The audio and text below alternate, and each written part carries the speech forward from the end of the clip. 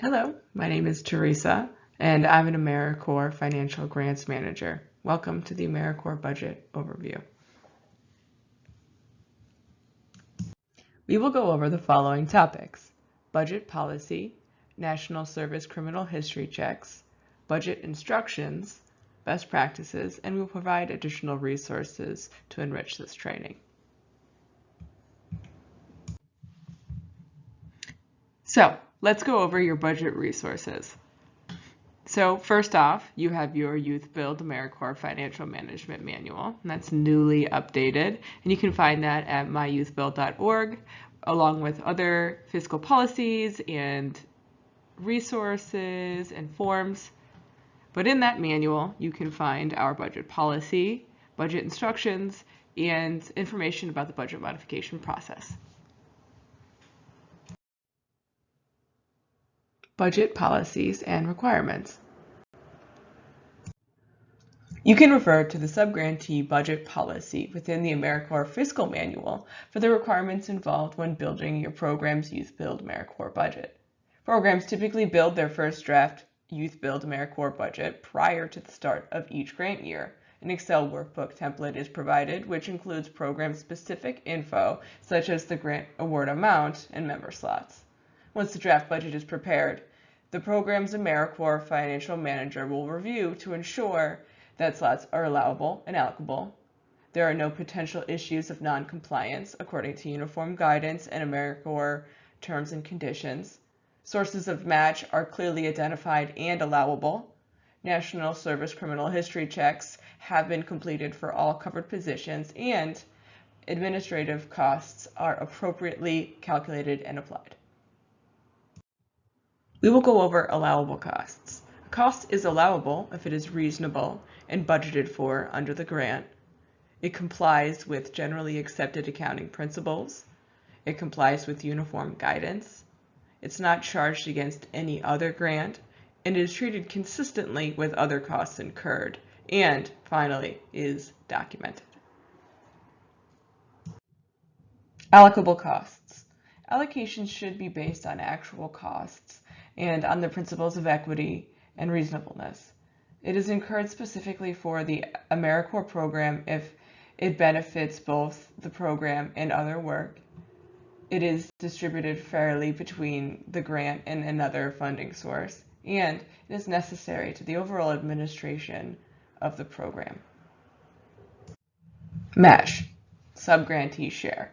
Contributions, including third-party in-kind, must be verifiable in records, must not be included as contributions for any other federally assisted programs. It must be necessary and reasonable for the proper and efficient accomplishment of the program's objectives and be allowable under applicable OMB cost principles. National Service criminal history checks, gaining clearance for new AmeriCorps staff. Youth Build USA staff confirm clearance dates for all covered positions prior to the approval of reimbursement requests. Staff include the clearance date in the approved AmeriCorps budget, expense and match worksheets, and monthly staff summary. Per the reimbursement review checklist, staff costs are not permitted if they occur prior to the National Service criminal history check clearance date. National Service criminal history checks are comprised of 3 searches and 4 key steps. The 3 searches are the National Sex Offender Registry search, the State of Service, State or Residency Criminal Records search, and the FBI fingerprint-based search. And when the searches are done, a documented adjudication and eligibility determination needs to be made. To someone new to this, it sounds simple enough, but in between these 4 steps, there are a lot of little steps. And permission needs to be obtained. The legal name must be used exactly as it is spelled on an ID. And there needs to be a process for challenging results.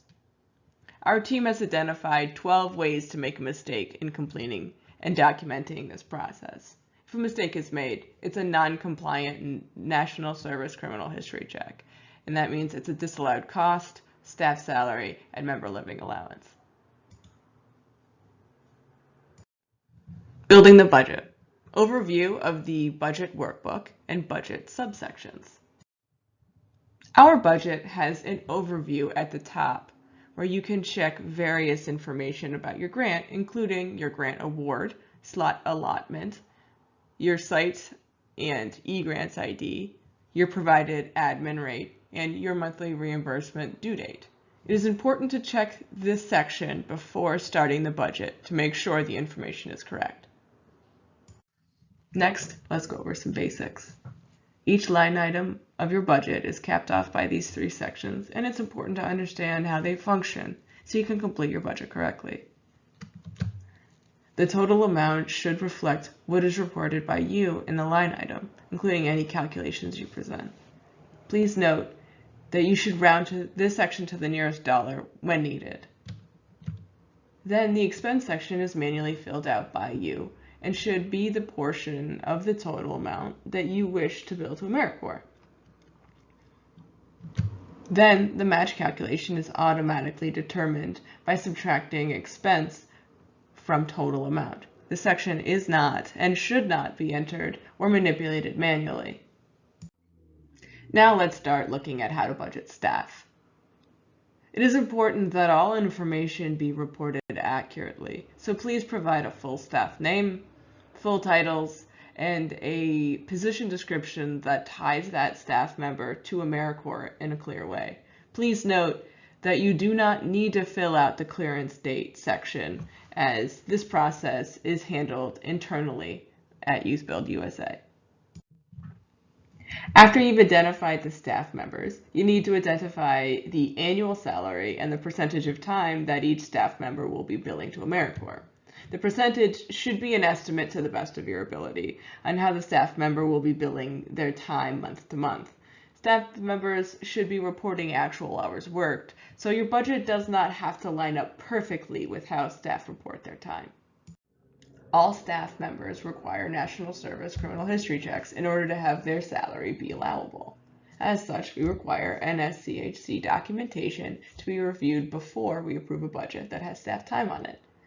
We keep an internal database of all staff previously billed to AmeriCorps, so if staff has been previously cleared, they will not require it again. However, if we do not have their date, we will require documentation in order to determine that date. This process can slow down budget approval, so if possible, submit this documentation ahead of time. Unfilled staff positions can be budgeted for, as long as they're clearly labeled as such. Here it is written out to be hired, but any similar label will suffice. Note that it is on you to notify us when these positions are filled, so the NSCHC clearance process can be initiated.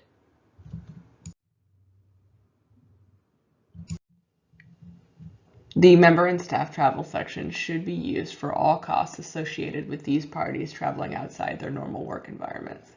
This can include travel to and from service sites and any vehicle costs that are used for AmeriCorps-related activities. This includes the AmeriCorps Management Conference, which is a requirement for all subgrantees. As always, calculations should be clearly labeled and described. Costs associated to staff or members should reference how many of these parties these costs are associated with. As such, they should never exceed the amount of allotted slots provided to the subgrantee. Supplies should be broken out by what those supplies are used for. This example uses the ones provided in the budget template. However, you may need more or less than this. As these costs are sometimes just whole amounts, you do not need to provide a calculation. However, you should still use calculations when possible and provide a thorough description where you cannot. Allowable and unallowable costs should be considered when budgeting supplies. If we see a cost that could potentially not be allowable, we may reach out for clarification. If an individual item exceeds more than $1,000, please include it as its own line item. Please keep this in mind when budgeting large purchases. All contractors or consultants, unless they're working on evaluation, should be budgeted here. Often these are things like trainings or services that are provided to your young people that are not provided by internal staff, including any work provided pro bono that you wish to use as in-kind match. The rate should be whatever rate has been agreed upon by you and the contractor, whether it be daily, weekly, or monthly. This example breaks it out for a 4-month contract for $1,500 a month. Please note that contractors require an extra piece of documentation that should be submitted alongside your budget. This outside contractor form can be found in Dropbox. Staff and member training should be budgeted here. As always, calculations should be used whenever possible, including referencing the number of staff and/or members that will be using the training. Employee trainings and professional development may not be allowable, so if the staff training does not directly apply to AmeriCorps in an obvious way, please get it approved before submitting your budget. Evaluations should only be billed for if the evaluations include your AmeriCorps programming. Things like programmatic impact evaluations are the type of thing that should be included here, though they should be allocated appropriately. If the evaluations are being done by a contractor, you will need to fill out the same contractor form that was previously mentioned. Other program operating costs is a catch-all section for costs that are not appropriate to fit into the other named sections of the budget. Some of these common costs includes occupancy, utilities, drug testing, and background checks. This does not mean they're the only ones that can be, and you should use your best judgment when filling out this section. As always, if you have any questions about if a cost can be included here, you can always ask us. If your program has a full or a half-time member, and you wish to pay them a member living allowance, then you will budget that cost here. The requirements for how much you pay your full and half-time members changes yearly, so please follow the directions within the workbook when completing this section. Additionally, the required member support costs vary from state to state, so please check which you are required to provide before submitting your AmeriCorps budget. If you have any questions, please refer to the various full-time member resources we provide in our help docs. Admin and indirect costs. If your program does not have its own federally approved indirect rate, you should budget any indirect cost here. An admin rate of 5.26% is allowed to be used as an expense to AmeriCorps, and a 10% de minimis rate is allowed to be billed as match. This example uses Youth Build USA's internal calculation for de minimis. However, there are many ways you could do that at your site. If your site has their own federally approved rate, please budget indirect using method B, shown here. Remember to submit a copy of your indirect letter. Match sources should be listed at the bottom of your budget and should be labeled accurately and clearly. You should always use the full name of the funder in the name of source section rather than the name of the grant or any other identifying detail. Remember to label it as cash or in kind and label the source type. The purpose section should clearly state what section or sections of the budget the source is paying for, and it should tie monetarily to the reference sections of the budget. In this section, we see that each funder is clearly labeled. For reference, the Brandon Keffer Construction Associates source has a purpose that directly references construction training, which was listed in the Contractual and Consultant Services section. If the source is being used for a wide variety of costs, such as the Massachusetts Department of Education grant here, you can state what the grant is not being used for in order to clear up any questions. In this case, it is being used to cover the remaining non-personnel costs not covered by other resources. Please note that all in-kind donations require an additional form of documentation. This in-kind contribution form needs to include the following information: date of donation, description of the donated good or service, valuation, location of the donation, and have a donor name or signature. Youth Build USA provides a form for sites to use. However, you may use your own internal form or any official in-kind donation letters that donors have provided if they meet the necessary criteria. Here are some best practices. Always round to the nearest dollar.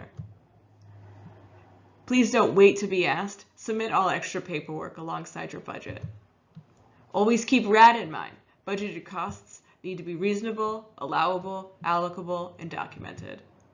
If you have any questions or concerns that something can or cannot be included in your budget, just ask us.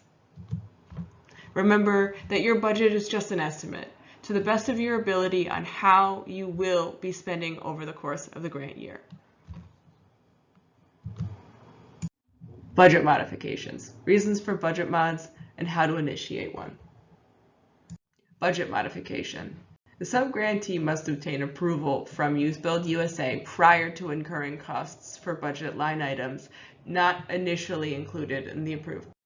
Budget modification can be facilitated for the following reasons: to incorporate new staff or line items, to reallocate funds or to allocate an increase or decrease in funding, to amend sources of match, or if you are over the 10% threshold of over-budgeted budget subsections.